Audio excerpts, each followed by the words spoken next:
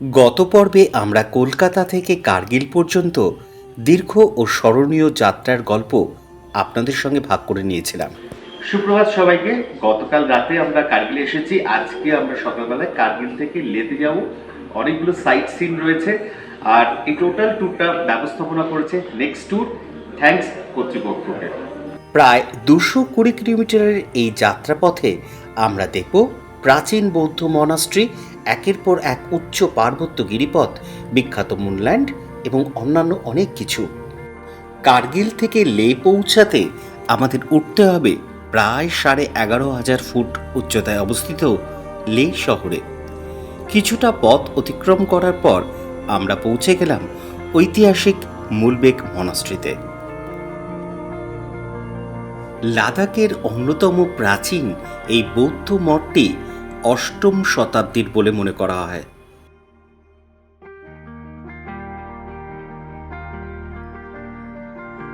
তো এই মনাস্ট্রিতে ঢুকতে গেলে 20 রুপিস দিয়ে টিকিট কেটে তারপর ভেতরে এন্ট্রি আছে। এই যে আমি একটা টিকিট কেটে নিয়েছি।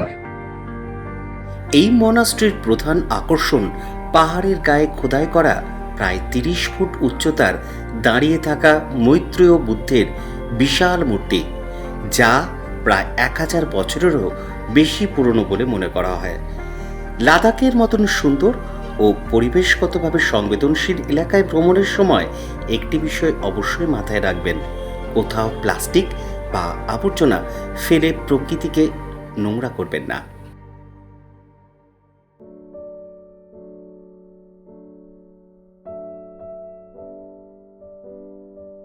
খুব ভালো লাগছে, এতটা ভালো লাগবে ভাবতে পারিনি। সবার সঙ্গে খুব ভালো লাগছে, খুব মজা পাচ্ছি। এখানে রাজীব দা খুব ভালো লোক, উনি আমাদের খুব সুন্দর আপ্যায়ন আতিথেয়তা চেষ্টা করছি ভালো রাখার। হচ্ছে। আবারও শুরু হলো আমাদের পথ চলা। কিছুক্ষণের মধ্যেই আমরা পৌঁছে গেলাম নামিকালা পাসে। প্রায় 12,200 ফুট উচ্চতায় অবস্থিত এই পাসটি শ্রীনগর লে জাতীয় সড়কের অন্যতম গুরুত্বপূর্ণ গিরিপথ। জুন মাসে এখানকার তাপমাত্রা সাধারণত 5 থেকে 15 ডিগ্রি সেলসিয়াসের মধ্যে থাকে। কিছুক্ষণ প্রকৃতির সৌন্দর্য উপভোগ করার পর আবারও আমাদের এগিয়ে চলা, কিন্তু তার আগে দেখুন নামিকালার অপরূপ সৌন্দর্য।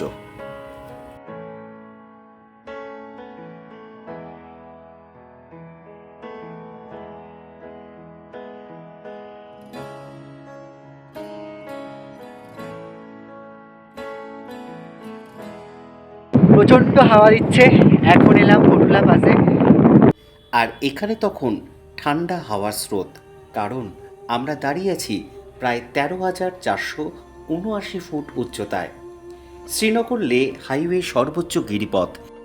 এখান থেকেই যেন ধীরে ধীরে মিলিয়ে যেতে থাকে কাশ্মীর ও কার্গিলের সবুজ প্রকৃতি, আর সামনে উন্মোচিত হতে থাকে লাদাখের সেই বিখ্যাত ধূসর, শুষ্ক অথচ অপরূপ পাহাড়ি প্রাকৃতিক দৃশ্য।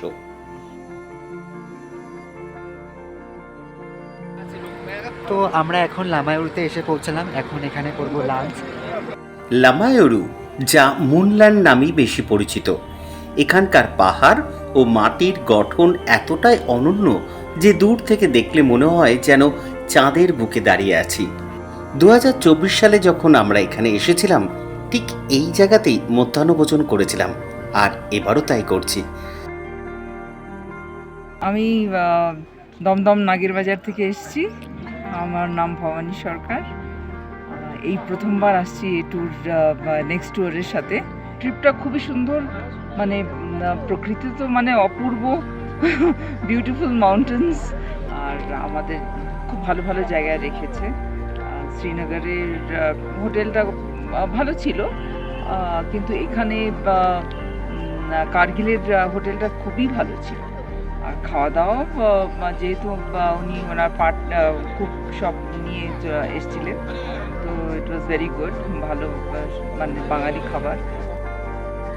এরপর নেক্সট ট্যুরের সঙ্গে আমরা পৌঁছে গেলাম বিখ্যাত ম্যাগনেটিক হিলে। সমুদ্রপৃষ্ঠ থেকে প্রায় 11,123 ফুট উচ্চতায় অবস্থিত এই স্থানটি তার অপটিক্যাল ইলিউশনের জন্য বিশ্বজুড়ে পরিচিত। এই হিলের খুব কাছেই অবস্থিত গুরুদ্বারা শ্রী পাত্থর সাহিব। বিশ্বাস করা হয় গুরু নানক দেবজি এখানে এক দৈত্যের হাত থেকে স্থানীয় মানুষদের রক্ষা করেছিলেন এবং সেই স্মৃতি আজও এখানে সংরক্ষিত হয়েছে। তো আমরা এখন বাজে হচ্ছে 7টা, যদিও এখানে দিনের আলো এখনও, সূর্য এখনও ডোবেনি, পুরোপুরি অস্ত যায়নি। তো আমরা এখন হোটেলে এসে পৌঁছে গেছি লেতে। তো হোটেলের রুমটা আপনাদেরকে একবার দেখাই।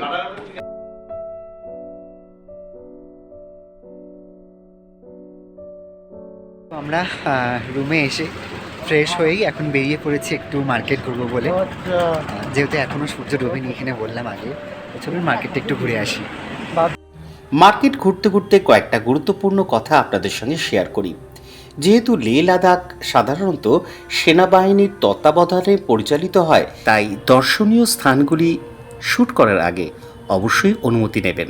আর হ্যাঁ, সঙ্গে রাখবেন সরকারি পরিচয়পত্র। এই পর্যন্তই থাকলো আমাদের দ্বিতীয় পর্ব। আগামী পর্বে আমরা আপনাদের নিয়ে যাব লেহ শহরের বিভিন্ন দর্শনীয় স্থানে। এই ভিডিওটি যদি ভালো লাগে তাহলে অবশ্যই লাইক, শেয়ার ও কমেন্ট করতে ভুলবেন না। আর হ্যাঁ, মাথায় রাখবেন, আবার প্রস্ত মানেই নিজেকে খুঁজে নাও, ফাইন্ড ইয়োর সেলফ।